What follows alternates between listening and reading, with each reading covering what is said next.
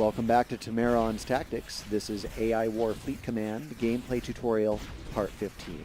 In the last video, we established a strong foothold here in Yukon with our rail pods and managed to destroy the train station here in this system, with a little bit of luck, hopefully we'll route them away from our empire so we won't have to deal with those trains. Time will tell. Let's go ahead and reinforce our units here. We lost all of the engineers that were in the system assisting, as well as the mobile builder. If I hit B, we can't build anything. So let's go back to profanity here. And we can see that a tractor beam train is capturing all of my ships that we were just reinforcing here, and are carrying it on to somewhere else. Boy, those trains, I would love to get rid of those trains. You see, they are really problematic. That is 100 of my ships just lost to the tractor beam. Okay, so yeah, let's go back to profanity. We need to rebuild our mobile builders and our engineers because they were destroyed. There's a couple of mobile builders. Just one's fine. And I'm going to grab another 10 engineer drones.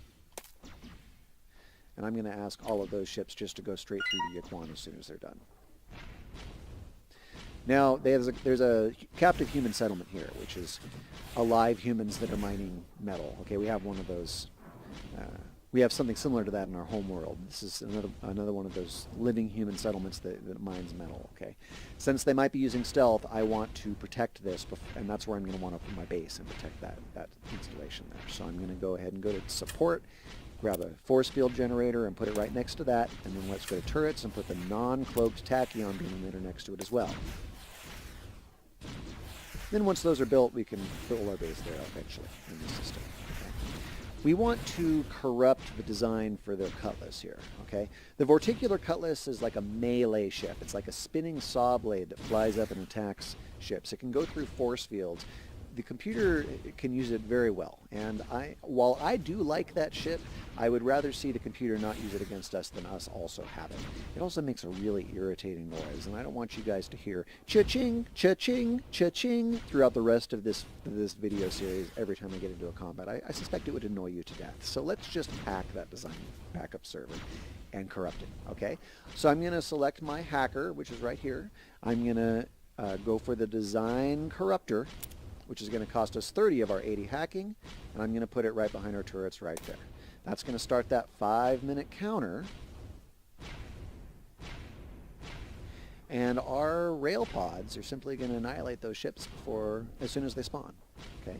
If you recall from our previous hacking attempts, when we do the hack, it's going to spit out ships right here, either at the command center, or at the warp gate, or at the backup server, or somewhere nearby. And then see our rail cannons just will annihilate them. Easy, okay? Once the hack's done, in 4.5 minutes, then it's going to have that post-hack response, and that's when it generates that really big group of ships. And those are pretty dangerous. Those are dangerous, but we're not going to do that just yet. Let me go ahead and hit B. I'm going to go ahead and grab these missile turrets right here, and I'm going to put them down so that they envelop all of the warp gates and that captive human settlement over there, right here. Put down a full complement of missile turrets.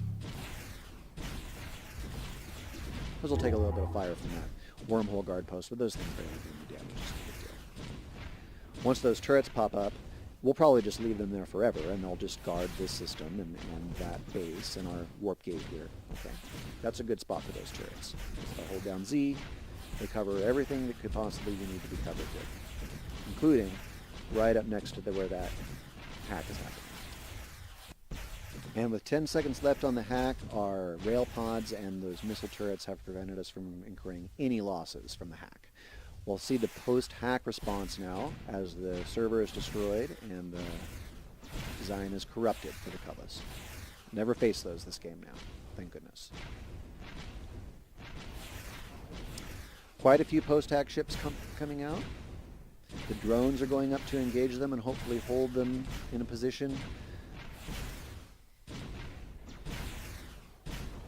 And as they get close enough to actually face our ships, they're pounded by the entirety of the fleet there.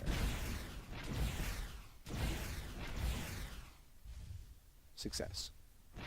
Now that that's been completed, I'm going to grab my sniper turrets and I'm going to right-click on the orbital command station. I'm going to grab my fleet and move all of them right next to this force field, and then I'm going to hit B to build something, and we're going to drop a colony ship right underneath this force field.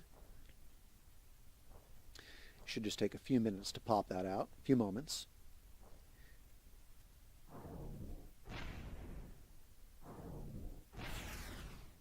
AI is gathering threat because of my deep strike on Clail. If I look over here, those ships that were tractor beamed out here, I'm just going to delete those ships. Get out of there. You see, they're getting bonus threat because I had a bunch of ships so deep into their territory it was generating threat, okay, which is giving them ships that will eventually attack, okay. So that's bad. See, those tractor beams are so terrible on those trains. I really hope we don't see any more of those trains for a little while. So here's our colony ship. I'm going to go ahead and build an economic orbital command station right here, which is right underneath the force field. We've already got the tachyon beam emitter there. There should be a bunch of engineers here on this system. I'll ask them to just move to this position so that they can help with that construction. All right. In our next video, we're going to look at reducing this AI progress a little bit so that we can reduce the amount of attention that the AI puts towards us, which will also reduce the amount of ships they send at us and make us look weaker to them, which is great. Okay, that's exactly what we want. So that's it for this video. Again, you're watching Temeron's Tactics. My name is Temeron. Please make sure to subscribe to my channel and stay tuned for the continuation of this gameplay tutorial series.